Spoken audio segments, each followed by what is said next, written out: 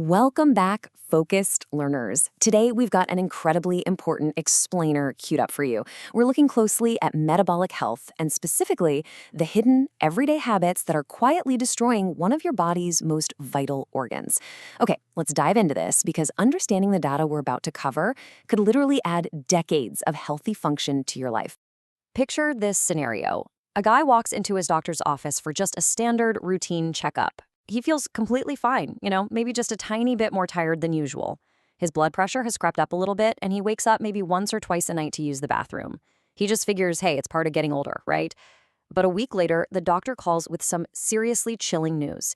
He tells him, your kidneys are only working at 30%. You have stage 3B chronic kidney disease. There was absolutely no intense pain, no blaring warning signs, just silent failure. So that brings us to section 1. The silent kidney threat. Our kidneys are incredibly sensitive, crucial organs, not just simple water filters. To really put their immense workload into perspective, your kidneys filter 200 liters of fluid every single day. 200 liters. That is the equivalent of 400 typical water bottles moving through these organs daily, just to regulate your minerals, balance fluids, and eliminate toxins. Imagine physically carrying all that out of the grocery store every single day. They are absolute workhorses. But they simply cannot do this massive job if we are constantly unknowingly sabotaging them. And that leads us to section 2, dangerous dietary habits. Let's look at how our modern daily choices are actively impacting those internal filters. Take a look at this list of dietary culprits. White bread, pasta, soda, pastries, pressed fruit juices, and even dried fruit. What do all of these have in common? Well, they violently spike your blood sugar. Now, even if you don't have diabetes, these temporary spikes are actually super dangerous. They create these microvascular injuries to the glomeruli. Those are the smallest functional units of your kidneys, made up of incredibly sensitive microvessels. This silent, microscopic damage starts happening long before anyone ever diagnoses you with full-blown type 2 diabetes. So the crucial point is understanding the difference between the damage we're inflicting and the solution we can actually adopt. Processed foods carry a heavy, low-nutrition, high-toxin burden. They are absolutely loaded with hidden phosphates, unhealthy fats, and synthetic preservatives that your poor kidneys are forced to detoxify. The solution here? It's pretty straightforward. Stop outsourcing your meals. Start cooking whole foods at home, things like meats, fish, beans, non-starchy leafy greens. And be sure to top them off with healthy fats, like butter, extra virgin olive oil, or tallow, to keep yourself full and satisfied. But we really have to talk specifically about sugar. Standard table sugar is exactly 50% glucose and 50% fructose. While the glucose part is what spikes your blood sugar, that fructose half is doing something far more insidious. It pushes your liver into metabolic damage, which leads to fatty liver disease. And worse for your kidneys, it drastically increases your uric acid and inflammation, which directly impairs your kidneys' ability to filter. This means that even those so-called healthy pressed fruit juices, they are putting an enormous burden on your entire system. All right, let's move on to section 3, hidden lifestyle saboteurs. We're shifting from dietary habits to the everyday lifestyle choices and medications that silently strain the kidneys.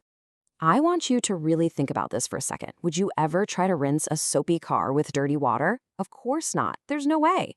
But actually, that is exactly what you are doing to your body with chronic dehydration. When you substitute clean water with coffee, sodas, and teas all day long, your blood literally gets thicker. Your blood volume drops. Without enough clean water, your kidneys' filtration efficiency just plummets, and all that waste inside you simply concentrates. Then there are the pills we pop without a second thought. Regular use of over-the-counter NSAID painkillers, things like ibuprofen, naproxen, or diclofenac, actually reduces the supply of blood flowing directly to your kidneys. You are essentially starving your kidneys of the blood, oxygen, and resources they desperately need to heal themselves. So instead of cutting off their blood supply, you can actually manage inflammation naturally.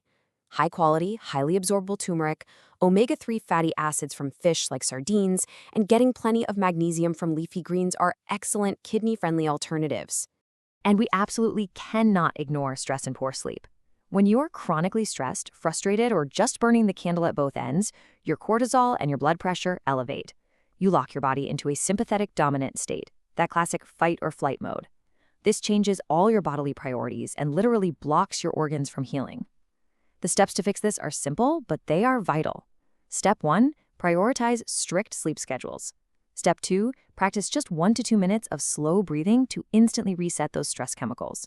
And step 3, get out into the sunlight and nature. Now for something that might surprise you. Section 4, the lean protein myth. Let's bust some major myths about protein consumption. There is this incredibly widespread myth that eating protein harms healthy kidneys. It stems from the fact that a damaged kidney leaks protein into the urine. But here's the thing, leaking protein is a medical indicator of prior damage, not the root cause of the initial damage.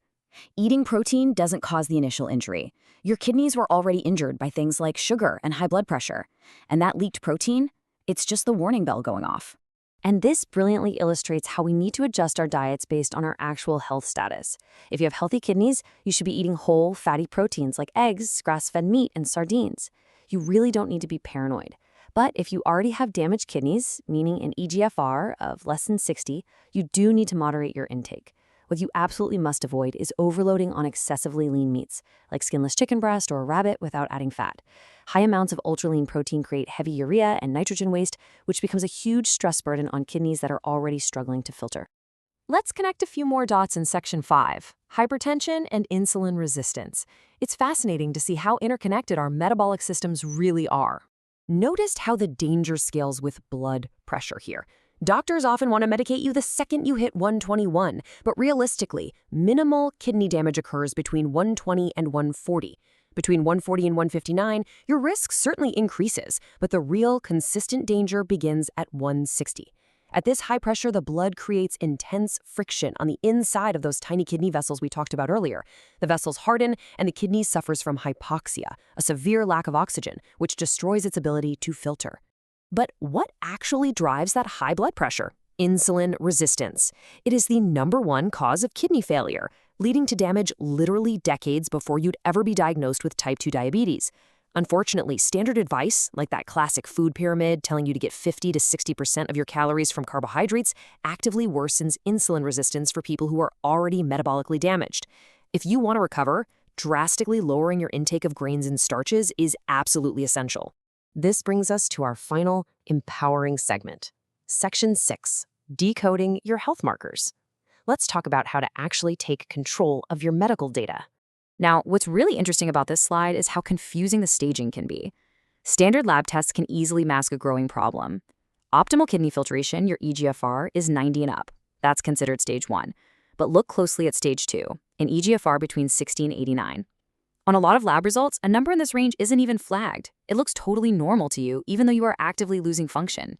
If you don't understand these nuances, you might completely miss your early window to fix the problem, suddenly waking up one day in stage 3, where half your kidney capacity is just gone.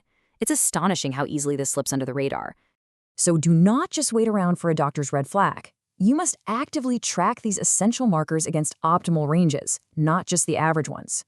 Track your eGFR, watch your BUN, or blood urea nitrogen. If that skyrockets, your kidneys are falling behind. For blood sugar, track your A1C and really aim to keep it under 5.4. And perhaps most importantly, track your HOMA-IR. This measures both your insulin and your glucose, showing you exactly how hard your body is working just to keep your sugar down. As a general rule of thumb, if you check your blood sugar 60 to 90 minutes after a meal, it should stay under 110. Your kidneys are taking on hundreds of liters of fluid, filtering out toxins, and regulating your life entirely behind the scenes. They will not warn you when they are quietly failing due to the sugar, the processed foods, and the chronic stress we throw at them day in and day out. So I'll leave you with this.